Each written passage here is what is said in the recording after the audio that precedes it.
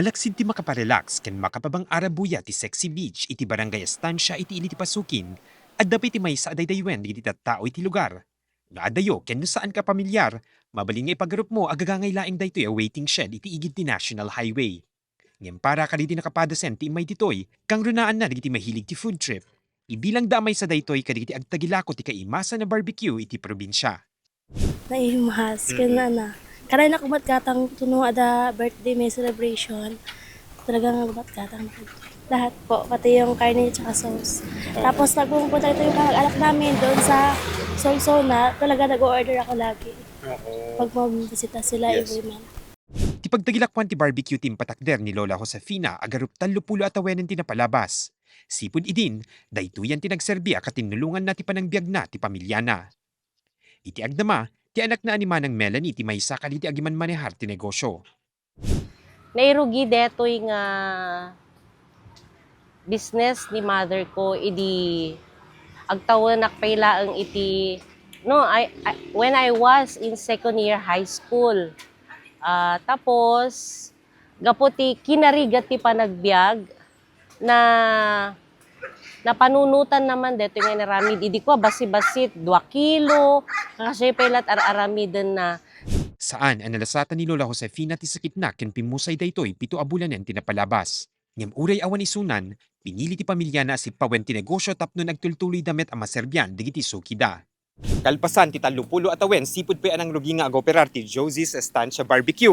Aging gana itaan nalataklat na daytoy ken naruway digiti mangdaydayo. Sumagbamano kadagiti customers ti agapupay ti naduma-duma a paset ti probinsya. Kuna digiti agtagilako, ano kapigsa na umabot pay ti 20 kilos ti karne a mailako da. Gaputi sikreto a sauce at dadapay digiti sumagmamano a VIP ang nagbalinen a paborito dati Josie's Barbecue. Ni pay governor tayo tata iso ti may sang o may gumatgatang. Uritat tama. Yes po, agaputi Batak or pasaray ada pay agorder nga from Ilocos Sur, ada digiti gagayam mi sir ipa it minukwan kasi ti pamayam ko sir.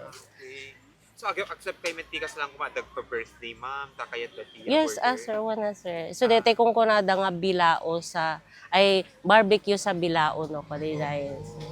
Gapo ka daytoy a negosyo, adu ti nagbaliwan ti pamilya ni Lola Josefina ken nagtultuloy ang makatulong pay daytoy kaditi kabagyanda nga isumet ti agserbia katinulungan da nga aglako. Ni Genesis Met ti maysa kaditi apuko na nakapagbasa babaen ti pagtagilakwan ti barbecue. Ita, may sa isunan as successful as seaman. Bale ni lolang ko nga Josefina Aguda. Pinagbasa na kasi po di grade 6 na.